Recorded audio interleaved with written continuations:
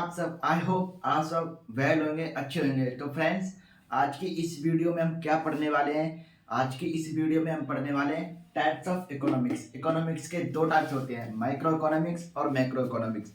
तो आज की वीडियो में हम ये कंप्लीट करने वाले हैं। दो टाइप्स होते हैं, दो ब्रांच होती हैं। और क्या है वो? एक होता है माइक्रो इकोनॉमिक्स, एक होता है मैक्रो। माइक्रो इकोनॉमिक्स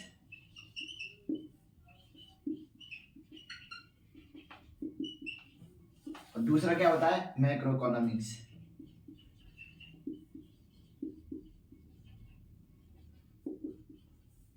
क्या डालते हैं? हम हेडिंग डालते हैं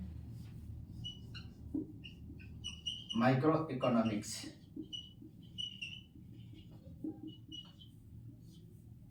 तो दोस्तों, मैंने आपको क्या बताया था कि इकोनॉमिक्स क्या होती है? स्टडी ऑफ प्रोडक्शन प्रोडक्शन आप कंजप्शन को शॉर्ट में लिख सकते हैं CONS, consumption, production, consumption and distribution.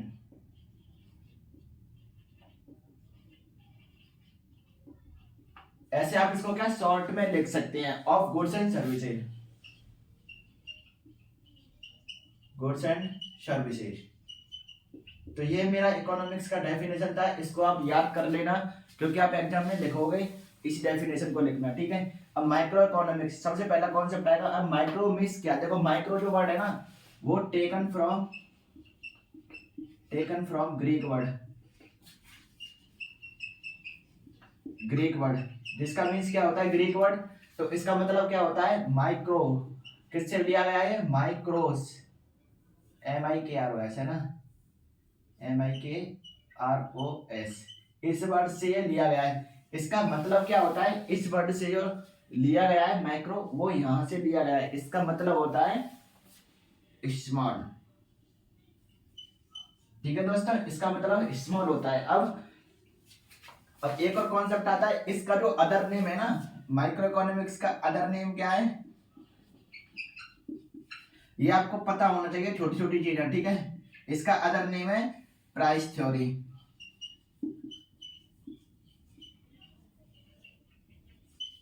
ठीक है।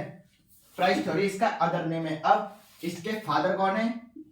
तो इसके जो फादर है ना, फादर कौन है? इसके फादर है, माइक्रो इकोनॉमिक्स के जो फादर है वो है एडम स्मिथ,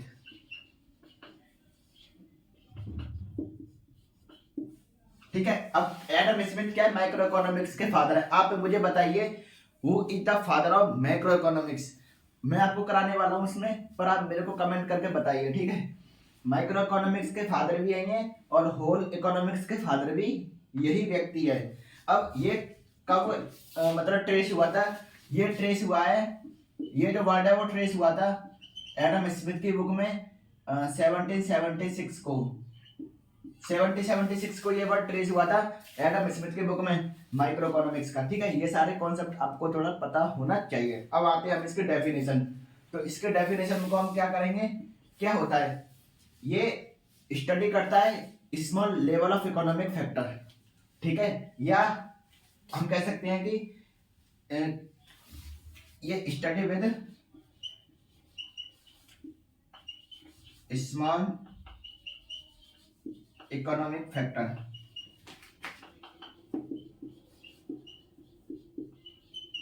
जैसे कि फैक्टर क्या हो सकते हैं? एग्जांपल, फार्म्स हो गए, इंडस्ट्री हो गई, हाउस होल्ड हो गया। हाउस होल्ड को हम रिप्रेजेंट करते हैं H से, फर्म को हम क्या F से करते हैं, ठीक है। फर्म को हम रिप्रेजेंट करेंगे F से, ठीक है। तो ये होता है ना, ये इसके क्या स्मॉल क्या है? फैक्टर है ना।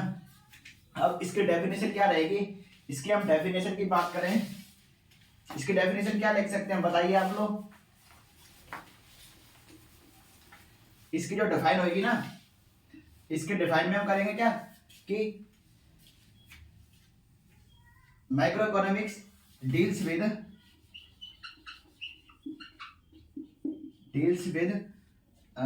Individual behaviour individual units of an economy। तो क्या है ये डील्स किसके साथ करता है?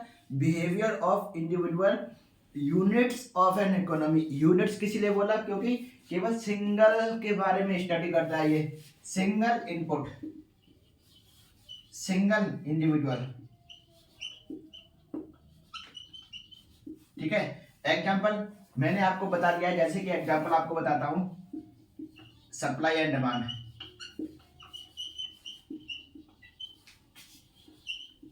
सप्लाई एंड डिमांड है ना, अपॉर्चुनिटी कॉस्ट,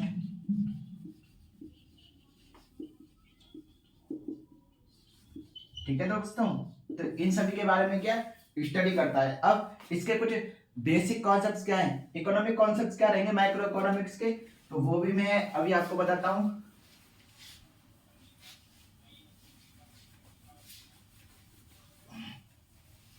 तो बेसिक कॉन्सेप्ट्स क्या है?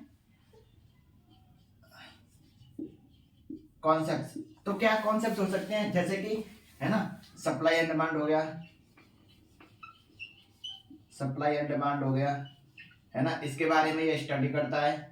और क्या हो सकता है? और तुम्हारा मार्केट इक्विलिब्रियम हो गया, मार्केट इक्विलिब्रियम, इसको हम ऐसे लिखते हैं इक्विलिब्रियम को, या आपको पूरा क्या है, equilibrium,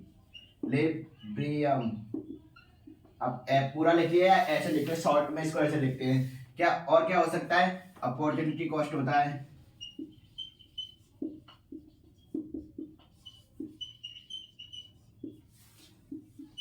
individual income, individual income, है ना। सप्लाई एंड डिमांड के बारे में ये कॉन्सेप्ट है, इसका एक मार्केट इक्विलिब्रियम है, अपॉर्चुनिटी कॉस्ट है, इंडिविजुअल इनकम है, इंडिविजुअल प्राइस,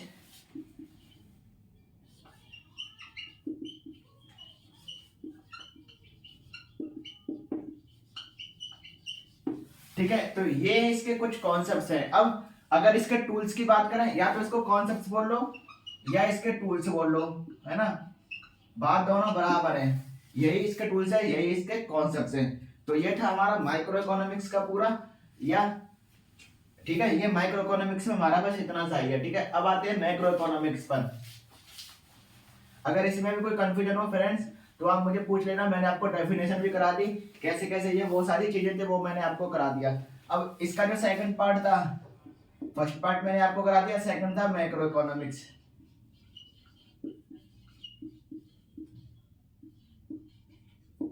अब देखो इसका क्या, देखो सिंपल है, मैं पहले आपको डेफिनेशन करा देता हूं इसकी। इसको क्या करेंगे, ये deals with macro economics is the part of economic theory.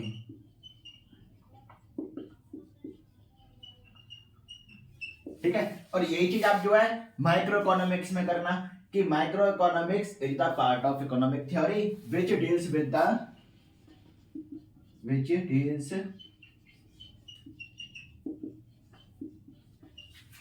aggregate behavior of whole economy। देखो मैंने आपको कल भी बताया था, एग्रीगेट का मतलब होता है टोटल, ठीक है। और यही डेफिनेशन को क्या करेंगे आप, तो micro economics is the part of economic theory which deals with the individual behaviour of units of an economy. ये माइक्रो की बन जाएगी, मैक्रो की बनेगी is the part of economic theory which deals with the aggregate behaviour of whole economy. ये आप इसकी definition बता देना। और देखो अगर आपको और मार्क्स चाहिए या आपको कुछ बेसिक चीजें चाहिए, तो उनमें देखो आप क्या करोगे, इसका अदर नेम लिख देना। अदर नेम क्या लिख सकते हैं हम इसका, उसका मैंने आपको क्या बताया था, प्राइस थ्योरी, इसका अदर नेम है इनकम थ्योरी। ठीक है दोस्तों, ठीक है बच्चों, ये इसका अदर नेम है इनकम थ्योरी, है ना। या एक और चीज मैं आपको ऐड करता हूं, तो इसके फादर कौन है, इसके जो फादर है वो अलग है ना। इसके फादर आएगा JM काइनीज। और इन्होंने ये कब किया था, ये जो बुक है इनकी बुक में ये कॉन्सेप्ट आया था, इनकी बुक में आया था। और कब आया था, 1936 में इन्होंने एक बुक लिखी थी, उसमें इस कॉन्सेप्ट को दिया था, माइक्रो इकोनॉमिक्स की थ्योरी को इन्होंने जेएम काइनीज, जॉन माइनर्ड काइनीज, ये इनका पूरा नाम है। ठीक है, तो ये है ना। अब ये कैसे डील्स करता है, इसके कुछ एग्जांपल ले लेते हैं। मैं यहाँ पे एग्जांपल लिख दूं इसके फ्रेंड्स। तो हम इसके क्या एग्जांपल लेंगे, जैसे अनएम्प्लॉयमेंट,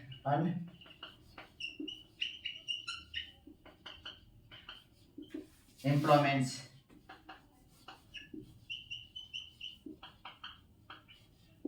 BOP,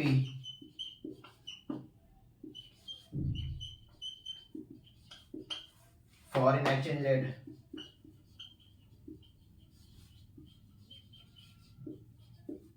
ठीक है। BOP का होता है बैलेंस ऑफ पेमेंट, वो आपको मैं आगे कराऊंगा, है ना। ये कुछ चीजें मैं आपको आगे बहुत अच्छे से कराने वाला हूं। अब इसके कुछ टूल्स या कॉन्सेप्ट्स इसके हम देख लेते हैं, बेसिक कॉन्सेप्ट्स, है ना फ्रेंड्स। जल्दी जल्दी करते हैं जिससे आपको क्या परेशानी ना हो आगे। इसके क्या बेसिक टूल्स हैं, बेसिक टूल्स या कॉन्सेप्ट्स, उन्हीं को आप एग्जांपल के तौर पे कर सकते हैं, जो मैं आपको अभी बताऊंगा। देखो किसके बारे में करता है, देखो पहले एम्प्लॉयमेंट,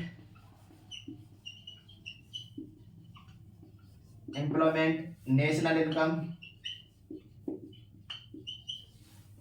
इनकम, जिसको हम NNP-FC, थोड़ा छोटा लिखना है, FC। अब ये NNP-FC कैसे लिखा वो भी मैं आपको कराऊंगा, है ना। और क्या लिख सकते हैं, और एग्रीगेट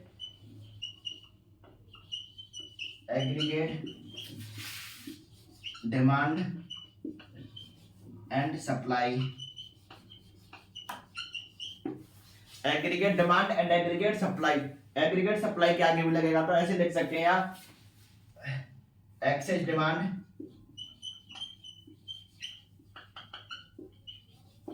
एक्सेस सप्लाई,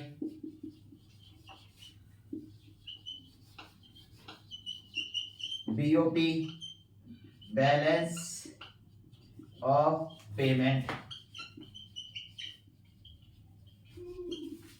BOP जिसको हम बोलते हैं ना गवर्नमेंट बजट,